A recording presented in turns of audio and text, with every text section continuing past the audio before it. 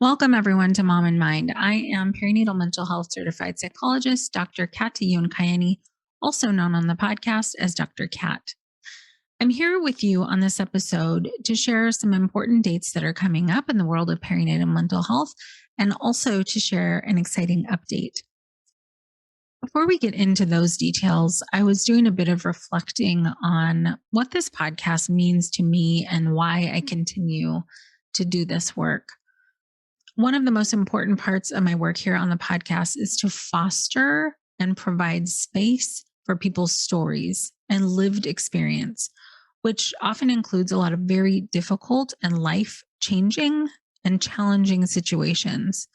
For a lot of people, that could be growth through a lot of suffering. It could be stumbling their way through new parenthood. It could be with or without a clinical diagnosis of a perinatal mental health condition.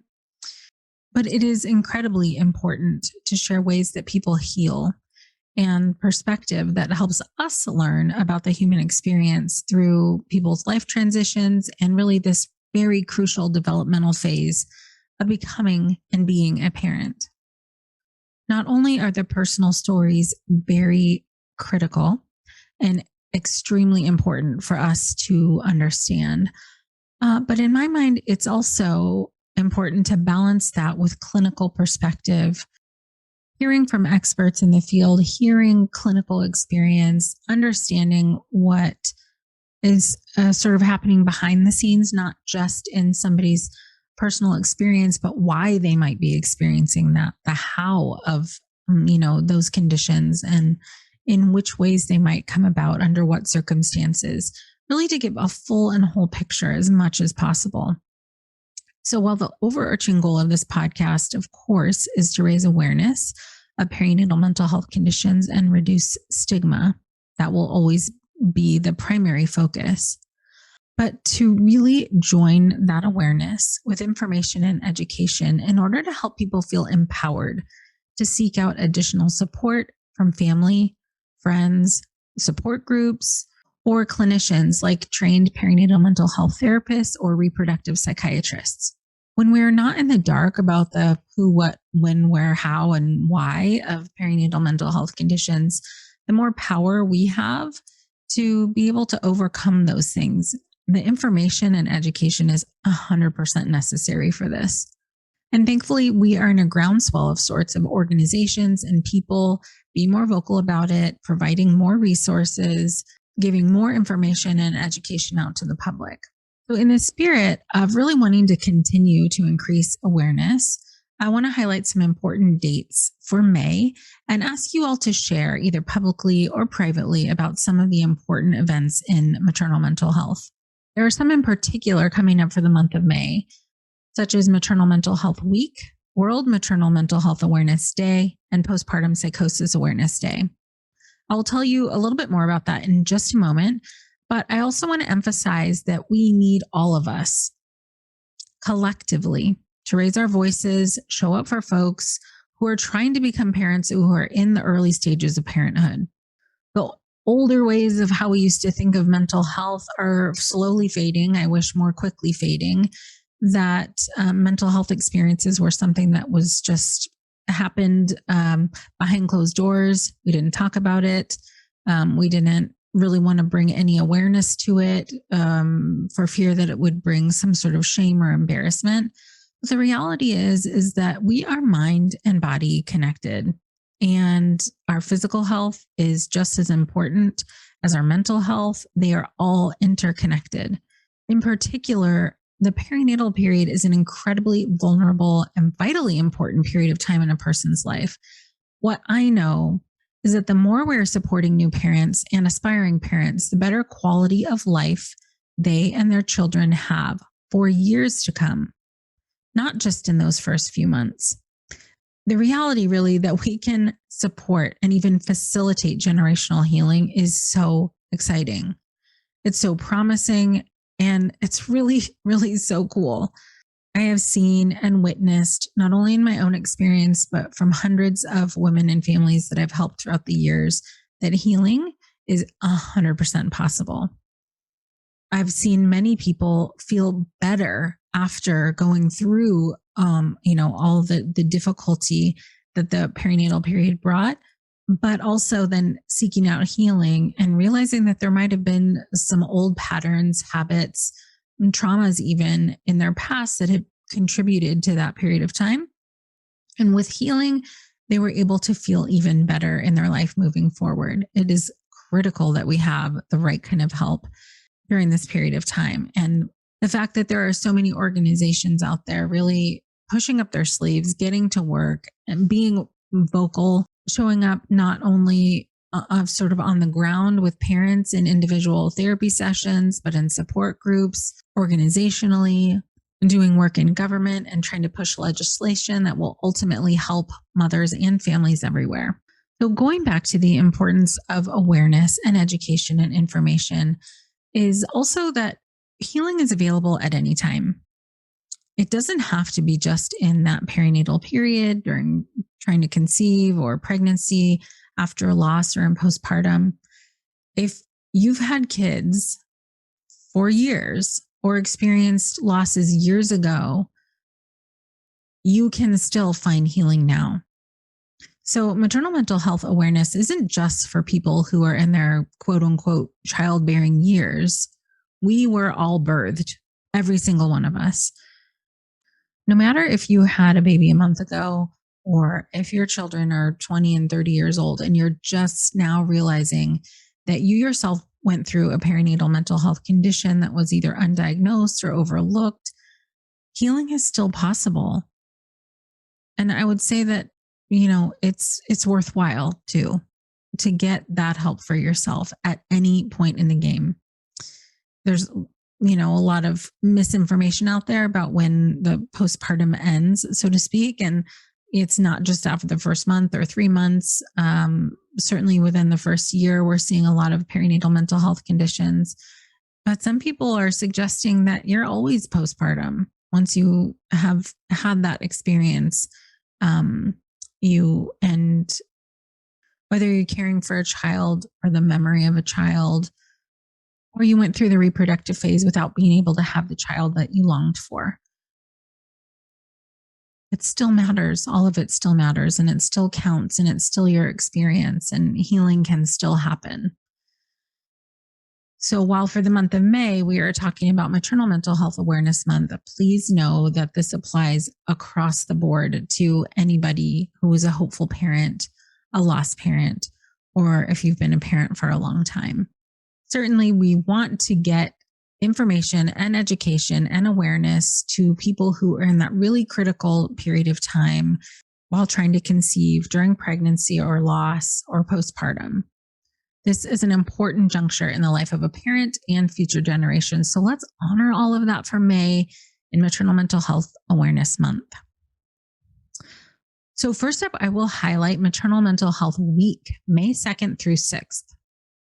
During this week, there will be quite a few perinatal mental health organizations highlighting the importance of maternal mental health, spreading information and education and awareness, reducing stigma. And there are a lot of organizations that are going to be running social media campaigns, newsletter campaigns, and really getting the information. So do tune in on social media to any of your favorite perinatal mental health organizations, share their messages, use their hashtags, and be part of the collective effort for Maternal Mental Health Week. During the month of May, you can participate in Postpartum Support International's campaigns and events to raise awareness for maternal mental health. You can use the hashtag MaternalMHMatters on social media, like PSI's Facebook page or Instagram. Find ways to share your story if you're open and willing, or even come up with your own ideas to highlight maternal mental health on your social media or in your local community. The next important date to highlight is May 4th. So the first Wednesday in May each year is World Maternal Mental Health Day. Organizations from around the world, including the US, Canada, UK, Turkey, Australia, Argentina, Malta, New Zealand, South Africa, Spain, Germany, Nigeria, and more are leading efforts to raise awareness about maternal mental health through a collective social media push and in-country events. Postpartum Support International is proud to be a member of the Worldwide Task Force, and you can learn more about this task force and global partners and organizations that are supporting this effort at wmmhday.postpartum.net. You can join us to help raise awareness around the globe on Twitter at Postpartum Help or on Facebook and Instagram at Postpartum Support International. And on Friday, May 6th, is Postpartum Psychosis Awareness Day. There are quite a few important organizations that are joining together in the Postpartum Psychosis Task Force to help raise awareness. And this is led by individuals with lived experience and includes providers with expertise in treating perinatal psychosis, researchers, advocates for legislative change, and PSI staff and board members as well. The task force organizes around actions to improve public and provider awareness, increase and improve resources, reduce stigma, and organize legal and legislative advocacy.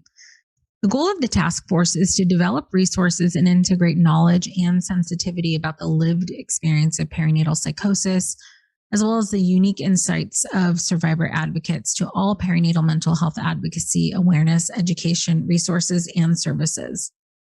I wish I could mention all of the people and organizations who are working tirelessly on the Postpartum Psychosis Task Force and the Awareness Day.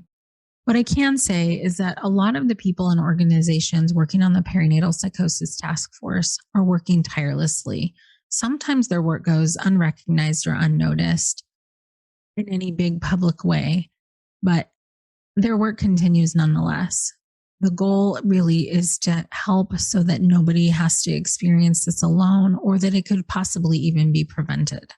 There are really important organizations doing this work around perinatal psychosis and perinatal mental health in general, like Cherish Mom, Maternal Mental Health Now, 2020 Mom, Maternal Mental Health Leadership Alliance, and many, many more. So please do join in this week. Be tuned into social media, share wherever you can, whatever you can. Either your own personal experience absolutely is welcome, or share from the pages that are already putting this information and education out there to the public. We need your help, and we'll be so happy and glad to have it. In other news and an exciting update that I wanted to bring you all along for is that I am elected the next board chair of Postpartum Support International, and I am beyond thrilled to be able to follow in the footsteps of giants in the field and help support PSI's work in the capacity that I can, and work closely with other board members, other volunteers, the executive committee, and of course, the most fabulous Wendy Davis, our executive director. I've been volunteering with PSI since 2014. From starting off as a local area coordinator, facilitating callers to our helpline to find local resources, to leading Climb Out of the Darkness whenever I could to raise awareness. Along the way, I was involved in several task forces and really any other way I could support the work of PSI. Later, helping with the development of a certification exam, then being on the board as the chair of education and training, then the executive committee, and now I'm extremely honored, excited, and a bit nervous to be the next board chair. But I'm ready and willing to start the transition into being board chair, officially taking over for my tenure in July of 2022 with the help of the most amazing board chair, Chris Rains. I will be able to learn and grow into the position. I'm very excited for this next chapter. Really excited to see where this next chapter goes. I will for sure be continuing my clinical work, supporting perinatal families in any way I can, both clinically and by volunteering through PSI on the board and advocating in every way I can. I thank you all so much for being with us today on this episode of Mom in Mind. Please do connect on social media with all of your favorite organizations through Maternal Mental Health Awareness Month, Week, Day, and Perinatal Psychosis Awareness Day. And as usual, please do share this podcast. It is vitally important that we get this information and education out to people. I can't stress this enough. I've said it multiple times in this episode alone, how important it is for all of us to be raising the volume on this and sharing wherever we can. Thank you so much. Until next time.